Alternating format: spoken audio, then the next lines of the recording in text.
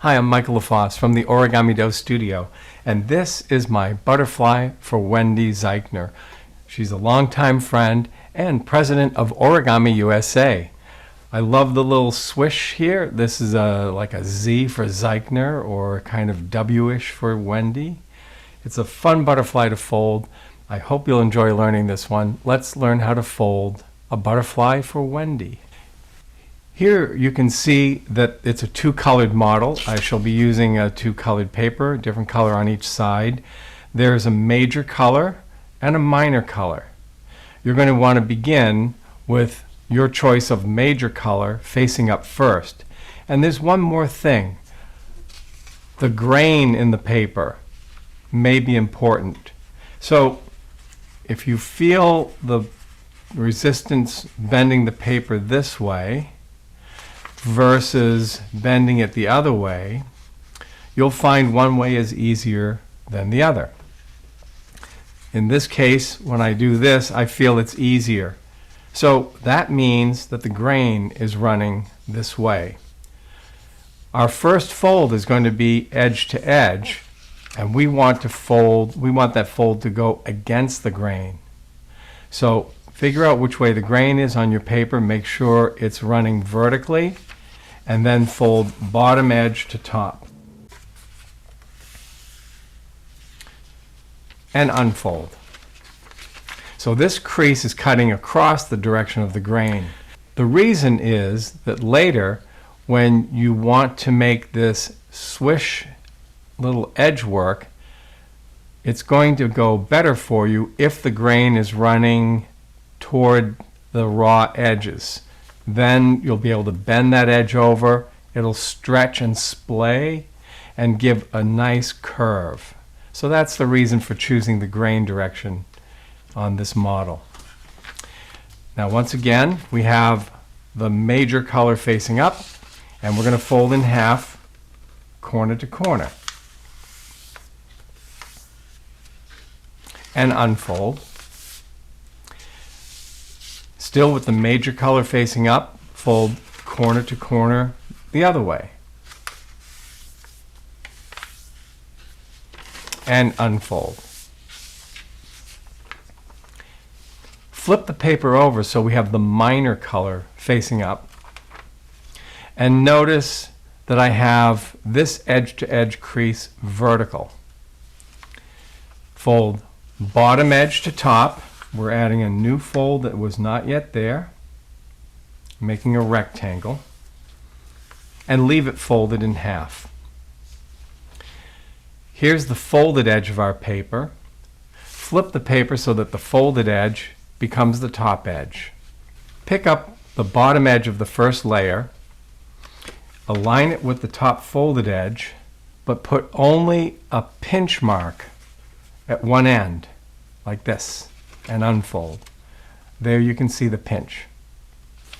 Take that same edge, bring it to the level of the pinch mark that you made, and make a second pinch mark. And now it appears below. Place the lower pinch mark upon the upper pinch mark, and fold all the way across. We're going to use this folded edge as a guide for folding this exposed layer. Just lift it up and fold it firmly over the folded edge like this. And yes, it's okay if you see a little exposure here from the layer underneath. Unfold both of those flaps, and here we have a horizontal valley crease. Take the square corner from the topmost layer and fold it over to make a triangle, aligning its top edge with that full-length crease. Let's do the same thing at the other end.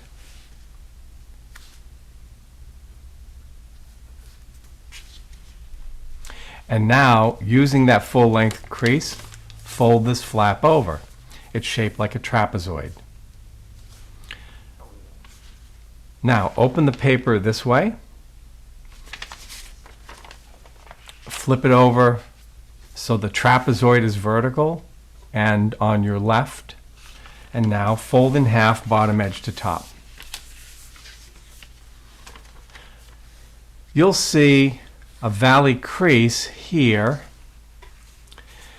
and it's separated the paper into two major areas. There's this much larger rectangle, which also has a crease, and there's this smaller area triangle.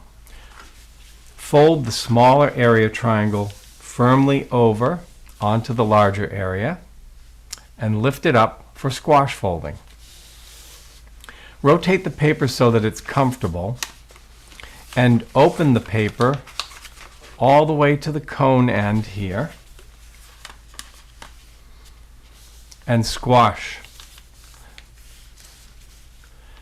You want to align this crease with the folded edge you have here. Flip the paper over and you'll see a crease running down this area. We're going to make that a flexible hinge, and we're going to do it by taking the rectangular portion and folding it tightly across to the other side for a moment and then lifting it up. We're going to squash fold this, and the creases are there already for you to handle it well. So you open it all the way to the cone, and using the creases that are already there, go ahead and squash, but only to the limit of the valley crease that you see here. Using that valley crease, bring this layer down, and then we're going to swivel squash each half like this. We're looking for the end of this center crease so that we know when to stop the swivel. And when we stop the swivel, we can flatten the whole shape out so it looks like this. And now we can swivel squash the other half.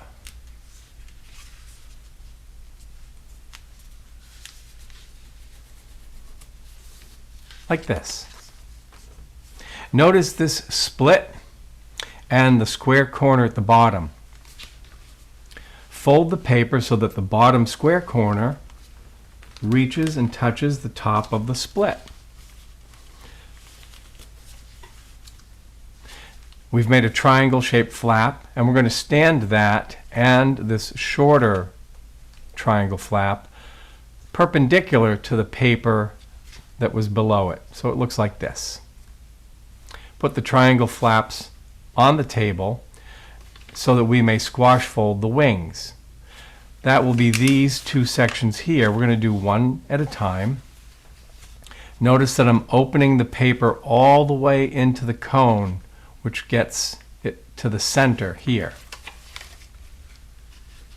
And this is a swivel squash, so we're going to swivel while we squash. The goal being making a straight edge from the center here all the way to the tip of the wing.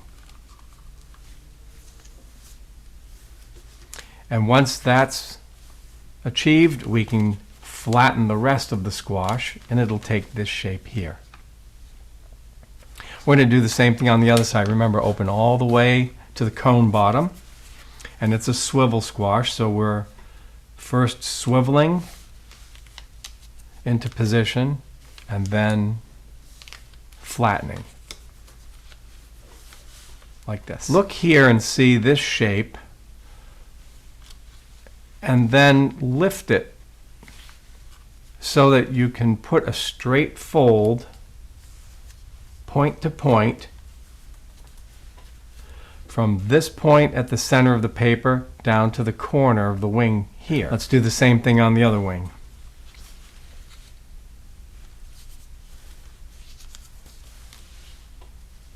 Now notice these flaps. They have a square corner at the end, and there's a long edge. Notice also this long folded edge. Take the long raw edge of the flap and fold it to align with the long folded edge. Like that. We'll do the same thing to the other wing. The long raw edge to the long folded edge.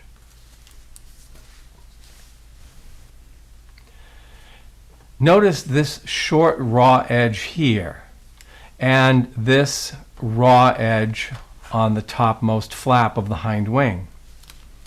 We're going to take that short raw edge and fold it up on top of the paper so that it aligns edge to edge with this flap's edge, like that. And then, to lock it, we're going to tuck it right underneath. We're going to do the same thing on the other wing. The short raw edge to the topmost raw edge, and then just tuck that inside. Unfold this large flap and the one on the other wing. And now we're going to use this valley crease on this layer here to begin shifting the paper's layer up. Now we're not going to flatten everything just yet. I'd like for you to notice something here. This folded edge on this hind wing. We need to create a new fold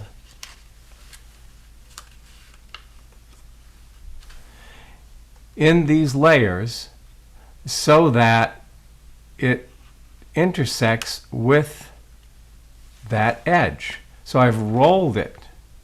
You can see it's going to make a folded edge, a new one, and it should travel from this point all the way inside to the point up here.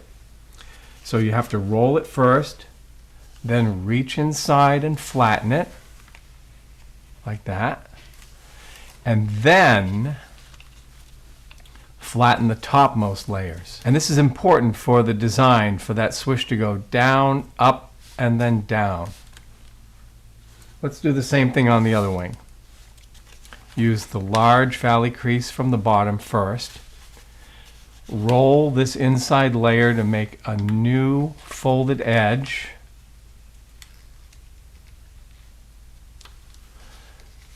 Flatten it. And then squash fold the topmost layer. So now it's time to make these graceful, curved, turned over edges. There are three of them, a long one, a short bridging one, and then another long one.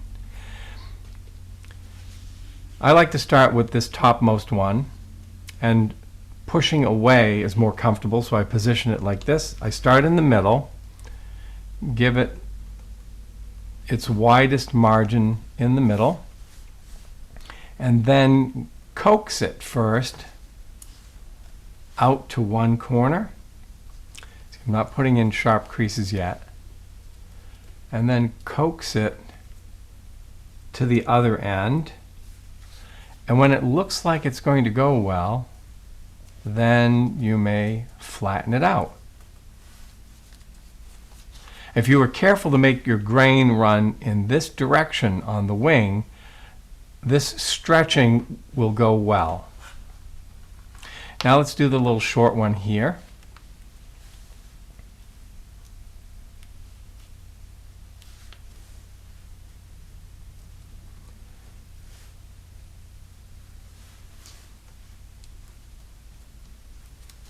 Like that. And then the long one on the hind wing. It's okay to pull as well, whatever's comfortable. You can try different techniques. Different papers will behave better or worse. So when you're choosing papers for this butterfly, you can experiment and see which ones give you this effect best. So look at the difference and how graceful this is. So I'll do that to this wing, and then I'll show you how to finish the butterfly.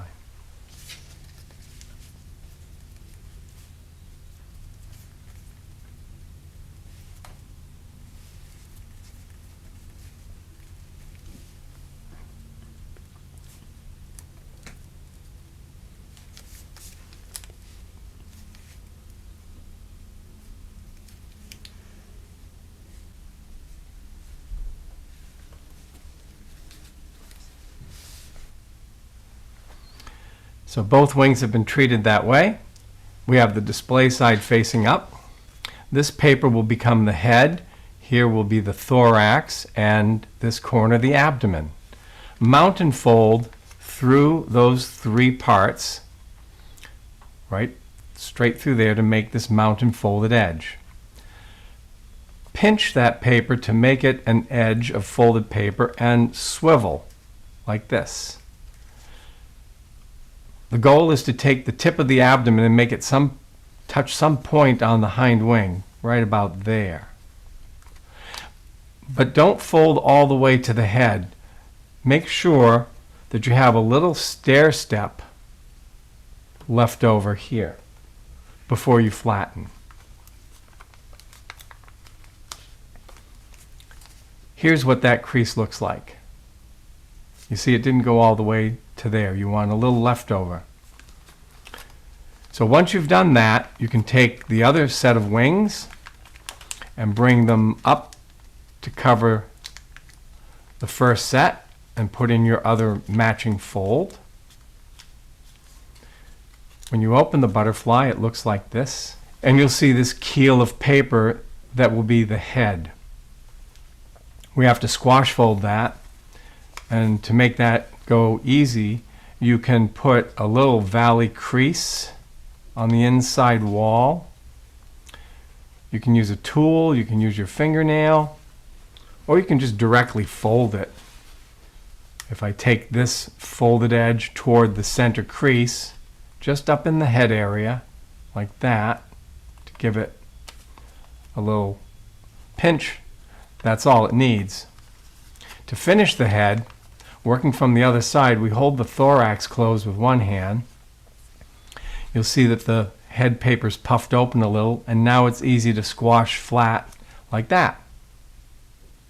Then take this flattened paper and bend it right under, and you'll see we've got the butterfly's head.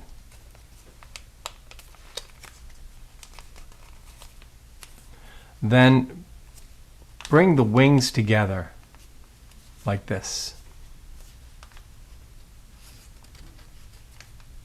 Now we're going to finish the butterfly with the thinning of the abdomen. If you look here where the abdomen corner is, there are adjacent folded edges leading away from that corner. They get folded inside at a tapering angle toward the end of the abdomen, like that. You do one, then copy with the other one, like that. And now it's time to open the butterfly's wings. What I like to do is grab one set of wings and fold to the limit here and up at the head, and then do the same with the other.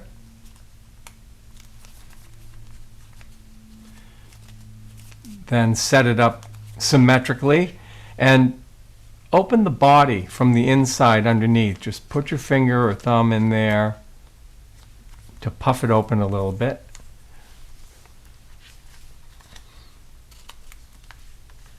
And here we have a butterfly for Wendy Zeichner. We hope you've enjoyed this project, and we hope you'll fold plenty of them. Enjoy.